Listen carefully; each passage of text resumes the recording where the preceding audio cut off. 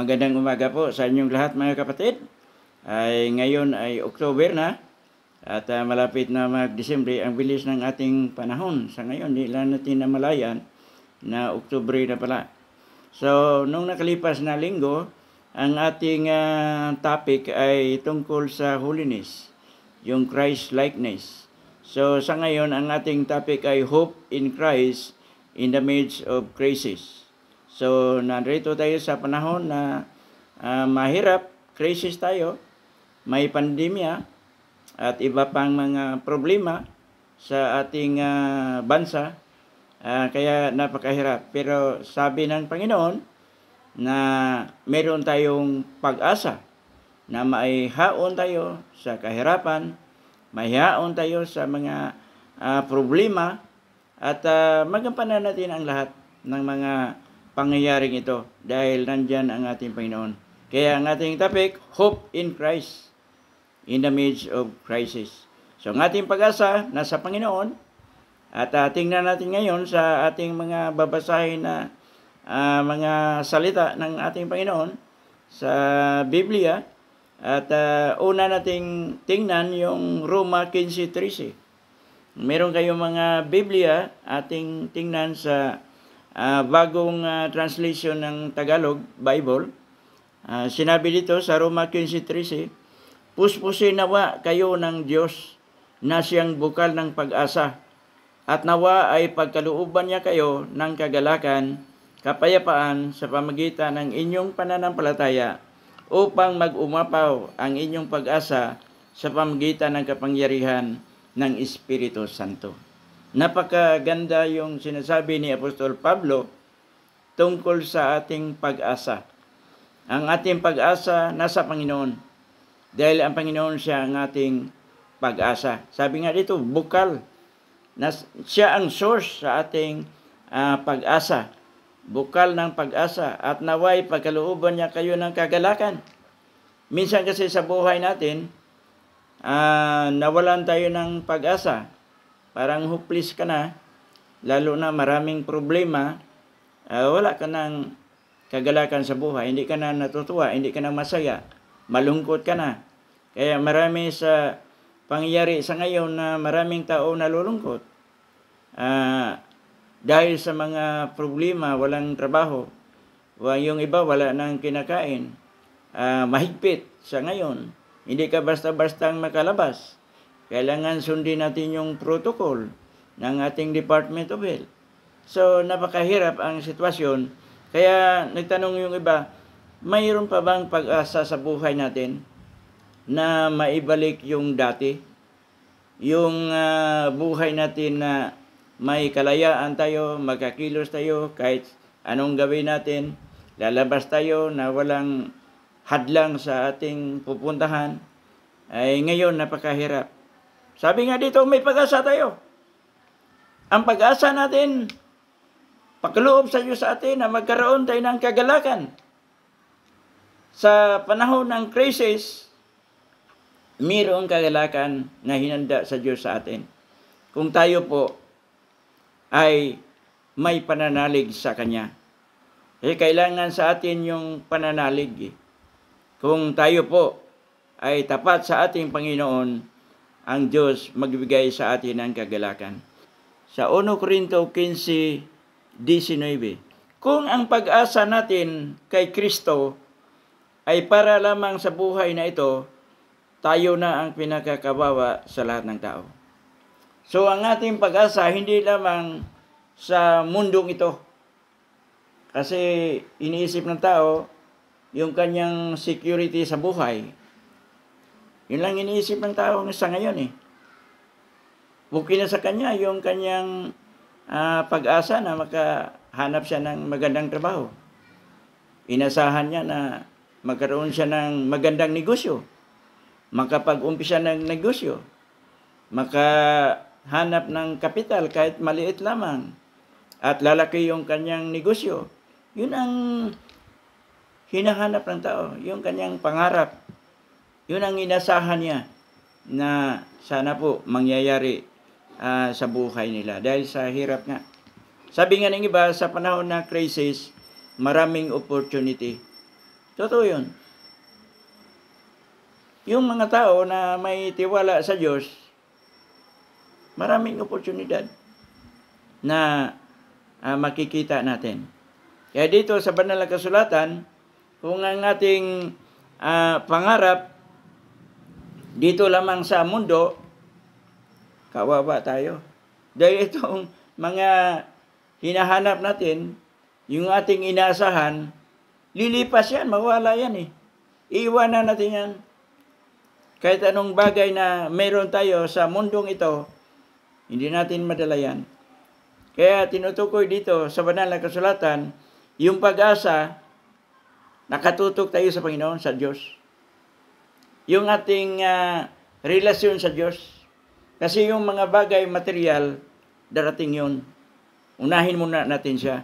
Yun ang ating pag-aralan ngayon na dapat mailagay sa ating puso. Sa 1 Timoteo 6:17, dagdag kaalaman natin tungkol sa mga bagay dito sa mundong ito. Sa 1 Timothy 6:17, ituro mo sa mayayaman na huwag silang magmataas at huwag silang umasa sa kayamanang lumilipas, kundi sa Diyos na masaganang nagbibigay ng lahat ng ating pangangailangan upang tayo'y masiyahan. Di ba sinabi kanina na kung ating pag-asa na sa Panginoon, na kay Jesucristo, magkaroon tayo ng kagalakan. Yung pag-asa na yon, doon sa ating Panginoon, nagbibigay sa atin ng buhay na higit pa sa mga bagay na rito sa mundo, buhay na walang hanggan. Yung eternal life, yun ang ilagay sa ating puso't isip. Yun talaga ang point dito eh.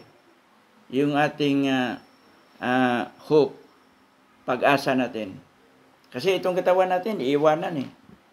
Mabubulok. Pero ang malaga yung ating kaluluwa.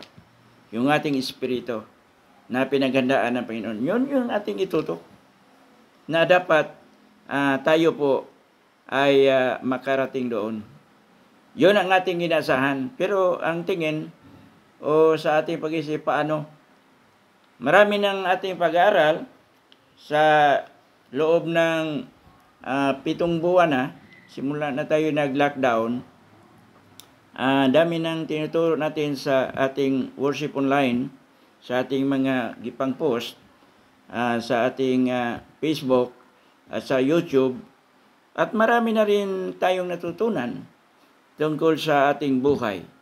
Pero minsan nag-iisip tayo kung paano nga, napakahirap gagawin, lalo na sa ngayon na crisis. Minsan natatakot tayo na pupunta sa kapilya, kahit pinayagan na tayo, mga ilang porsyento na pwede nang pupunta. At ginawa naman natin lahat yung mga requirements sa church. Pero minsan naging hadlang pa rin sa atin dahil tayo po ay natatakot sa mga pangyayaring ito. Mga kapatid, una natin gagawin, sabi ng Panginoon, kung tayo may pag-asa, hindi tayo dapat matakot, bagkus tayo po ay tiwala sa Panginoon. Magkaroon tayo ng trust. Yung ating tiwala sa ating Panginoon napakahalaga. Tingnan natin sa Isaiah 40, versikulo 31. Ngunit muling lumalakas at sumisigla ang nagtitiwala kay Yahweh. Lilipad silang tulad ng mga agila. Sila'y tatakbo, ngunit hindi mapapagod. Sila'y lalakad, ngunit hindi manghihina. Napakaganda, no? Ang sabi dito, pag tayo'y tiwala tayo sa ating Panginoon, tayo'y naniwala sa mga salita niya, at tayo'y lumalakas habang tayo po naghihintay sa kanyang mga pangako na tayo po ay mayroong pag-asa sa mga bagay na yun. Sabi nga, kung tayo ay nagtiwala sa kanya, ay katulad tayo ng mga agila. Ano ba itong agila, no? Tayo namang lahat alam natin kung ano yung agila. Yung agila ay sila ang hari sa himpapawid. So, malakas. Wala tayong nakita na mga agila na mahina. Talagang very sharp yung kanilang pag-iisip. sa mga bagay na pangailangan nila. Kasi hindi naman sila katulad ng tao na very intellectual. Ay sila, yung kanilang pag-isip iba. Pero very sharp. Sabi nga, ang ibon na yon ay talagang wise, very wise sila. At saka kung anong nais nila, makukuha nila. Kahit yung mga hayop na minsan malalaki pa sa kanilang katawan, pwede pa nilang makuha. So, napakaganda yung sinabi ng ating Panginoon dito na ang agila ay malakas, ganun din kalakas yung ating katawan, tulad ng agila. Sila ay tatakbo, ngunit hindi mapapagod. Ganun ang mga may pag-asa sa Panginoon eh. Hindi napapagod. Minsan tayo nag-isip, bakit yung mga naglilingkod sa Diyos, laging napapagod. Gusto lang nakahiga, gusto lang nasa bahay, ayaw nang lalabas, at minsan yung iba mahina. So, ilagay sa ating isip at puso yung ating pag-asa. Mayroon tayong pag-asa. Malaki ang ating pag-asa sa Panginoon. Kasi kung wala ka ng pag-asa, ay na, manghina ka talaga. Pero kung may pag-asa tayo, katulad tayo ng mga agila na malakas, masigla. Kailangan natin ito eh, lalo na sa ngayon na panahon. Dapat tayo laging masigla sa ating paglilingkod sa ating Panginoon. Sa pamagitan ng ating kalakasan, kalusugan, sa bawat araw, kailangan natin ilagay sa ating puso at isip yung ating tunay na pananampalataya. Kasi itong trust, yung tiwala, nakaugnay ito sa pananampalataya natin eh.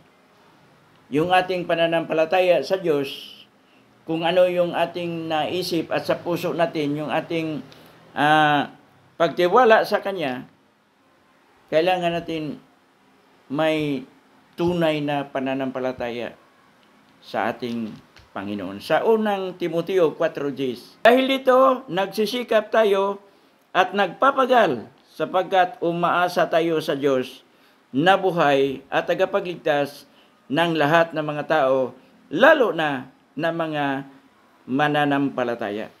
So tayong mananampalataya, kailangan tayong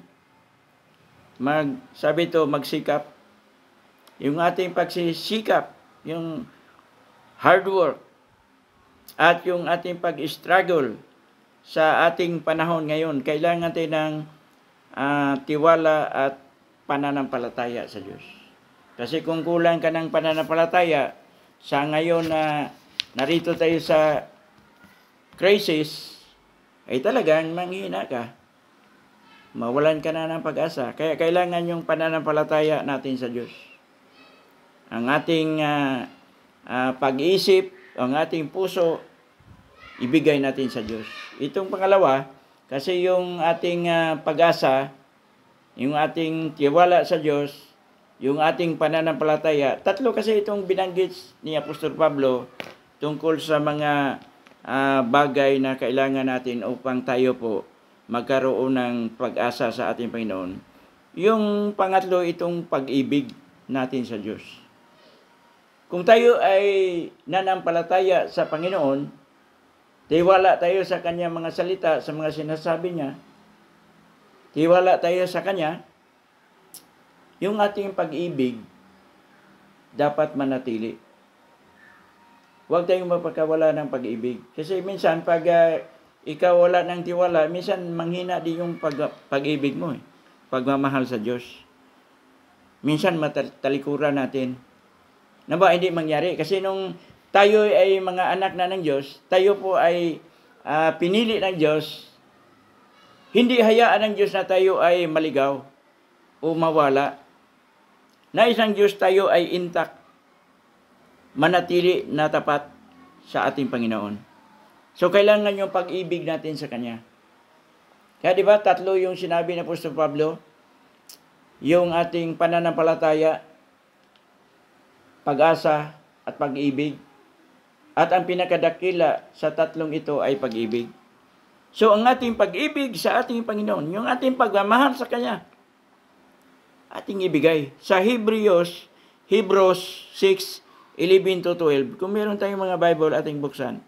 Ang nais namin ay patuloy na magsumikap hanggang wakas ang bawat isa sa inyo upang makamtan ninyo ang inyong inaasahan. Kaya't huwag kayong maging tamad. Tularan ninyo ang mga taong dahil sa kanilang pagtitiis at pananalig sa Diyos ay tumatanggap na mga ipangako ng ating Panginoon. So, yung ating pag-asa sa mga bagay na ating inisahan na pinangako ng ating Diyos, yung mga bagay na kailangan natin at yung buhay na walang hanggan na hinanda niya sa atin, ay kailangan tayong hindi tayo manghina, kasi binanggit ito, tamad medyo masakit, no, pakinggan. Kasi maraming mga Kristiyano na hindi naman tamad, pero nagtamad-tamaran lang. Minsan ganun Pero dapat lang na ilagay sa ating puso, dahil ang mga Kristiyano, kung tayo ay tapat sa paglilingkod sa ating Panginoon, tayo ay mga taong masipag. Kaya karamihan nga sa successful na mga tao sa mundo, yung mga Kristiyano, kasi mga Kristiyano masipag Kasi nandyan ang Diyos, nagbigay sa kanila ng lakas, nagbigay sa kanila ng karunungan, kung anong mabuti.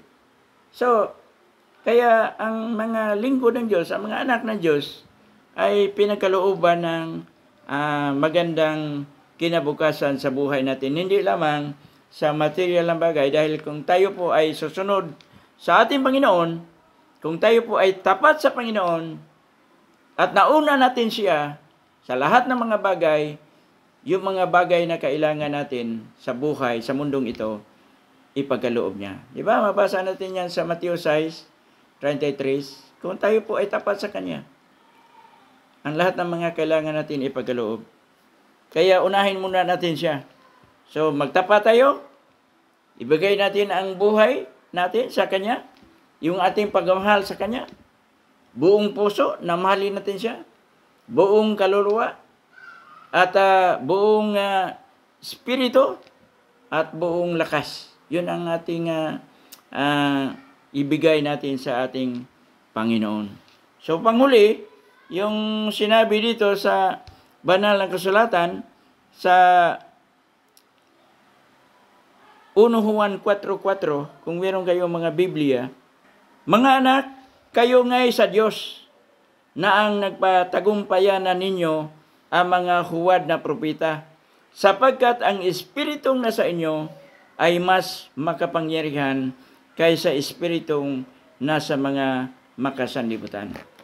So, ang tagumpay na rito sa atin, yung ating pangarap, yung ating pag-asa, matutupad yun. Pagloob talaga ng Diyos. At matatanggap natin lahat ng mga bagay. Dahil sinabi dito, greater is He that is in you than he that is in the world. So, mas makapangyarihan ang narito sa loob. Ano bang nasa loob natin? Yung Spirit ng Diyos. Yung Holy Spirit na narito sa atin. Ito ay malakas. Makapangyarihan Diyos Hindi tayo pabayaan ng Diyos, sabi nga. Dahil nandito siya sa atin Binihisan tayo ni Kristo sa Kanyang kapangyarihan at narito sa atin yan. Kaya tayo po ay magtagumpay. Yung mga pag-asa natin, hindi tayo mabibigo. Pero isipin natin, unahin natin siya. Unahin muna natin siya. Merong paalaala, o merong sinabi dito na huling aklat na aking babasahin, ito'y napakaganda na mga sinasabi sa banal na kasulatan sa Lamentasyon, sa Old Testament ito, sa Tagalog, Panaghoy. No? Kung buksan ang ating mga Biblia, Panaghoy chapter 3, verse 24 to hanggang 40. Anyway, huli na to Babasahin ko lang para maintindihan natin. At ito'y magbigay sa atin ng karunungan kung bakit tayo ay nasa Panginoon at lagi nating maisip at mailagay sa ating puso yung buhay natin na meron tayong Diyos bilang mga pinili ng Diyos. Sabi dito, si Yahweh ay akin, sa Kanya ako magtitiwala. Si Yahweh ay mabuti sa mga nananalig at umaasa sa Kanya. Kaya pinakamainam ang buong tiyaga, umasa ating kaligtasang si Yahweh ang may dala. At mabuti sa isang tao na siya'y matutong magtiyaga mula sa kanyang kabataan. Kung siya'y palasapin ng kahirapan, matahimik siyang magtiis at maghintay. Siya'y magpakumbaba sa harapan ni Yahweh at huwag mawalan ng pag-asa. Tanggapin ang lahat ng pananakit at paghamak na kanyang daranasin. Mahabagin si Yahweh at hindi niya tayo itatakwil habang panahon. Bagaman siya ay nagpaparusa, hindi naman nawawala ang kanyang pag-ibig. Hindi niya ikatutuwang tayo'y saktan o pahirapan. Hindi nalilingid kay Yahweh kung naghihirap ang ating kalooban. Maging ang ating karapatan kung kayo'y pagkaitan. Kung ang katarungan ay hayagang tinutuya, siguradong si Yahweh ay hindi magpakabaya. Walang sino mang bagay na mangyayari ng hindi sa kapahintulutan ni Yahweh. Nasa kapangyarihan ng kataas-taasang Diyos ang masama at mabuti. Bakit tayo magrereklamo kung tayo'y pinaparusahan kung dahil naman ito sa ating mga kasalanan? Siyasatin natin suriin ang ating pamumuhay at tayo'y manumbalik kay Yahweh. Pagpalain nawa ng Panginoon ang bawat isa sa atin at kanyang mga salita na ating napakinggan, ating nabasa, na ating napag-usapan. Sana po itong message natin sa araw na to, hindi natin makalimutan bagos ito po ay ating gagawin, isabuhay natin ito upang tayo po magkaroon ng buhay na walang hanggan. Dahil yun talagang ating pag-asa na hindi tayo maligaw sa mundong ito. Tandaan natin, we are victorious. Tayo po ay magtagumpay. Kailangan natin, tapat tayo sa ating Panginoon. Tayo po ay manalangin. Aming banal na Diyos, salamat po. Napakaganda sa iyong mga salita na aming napakinggan. Nawa po, gabayan po kami na ang inyong mga salita ay aming isagawa. Ang aming pag-asa na sa inyo. Hindi kami nakatutok sa mga bagay material. Kahit po, itong mga bagay na to ay kailangan namin sa araw-araw. Pero ikaw po, ang nauna sa aming mga puso. Nawa po, pagkaloob po sa lahat ng mga kapatiran, sa lahat na naka-monitor ngayon. Nawa po, gabayan na po. Buksan ang aming mga puso at isipan upang maunawaan at maintindihan namin ang inyong mga salita na aming narinig. Upang ang pag-asa namin ay aming matatanggap ang buhay na walang hanggan. Yun lang number 1 na aming inasahan, Panginoon. Na kami po magkaroon ng buhay na walang hanggan na makasama ka namin, Panginoon. Salamat po sa iyong pangako na kami po ay magtagumpay. Hindi mo kami iiwan. Bagos kami po ay binigyan mo ng direksyon dahil kami po ay inyong iniligtas sa kapahamakan. Salamat po, Panginoon. Gabayan na po sa pamamagitan ng inyong banal na Espiritu ang bawat isa sa amin, Panginoon, na laging buhay sa aming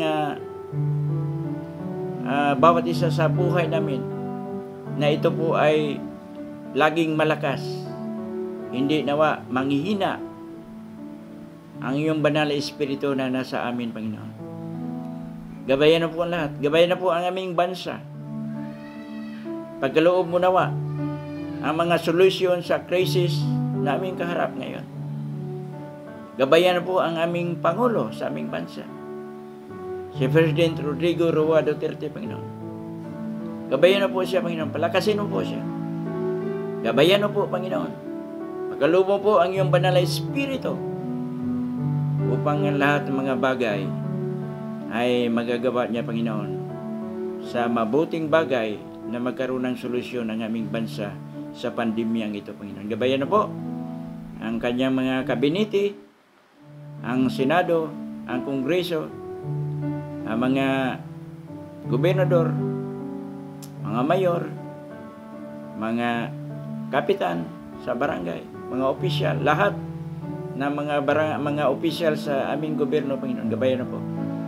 At kami na mga tao narito sa bansang ito, gabayan na po lahat. Sinabi nyo na kami po ay dapat mananampalataya at mananalig sa inyo dahil ang pag-asa aming matatamo, Panginoon. Salamat po. At patawarin po kami sa aming mga kasalanan na aming nagkagawa, sa aming mga pag-iisip, sa aming mga salita, at sa aming mga kilos, Panginoon. Ito po ang aming dalangin sa inyo sa pangalan ni Jesus, na aming Diyos na tagapagligtas, pangalan ng Ama, ng Anak, ng Espiritu Santo. Amen.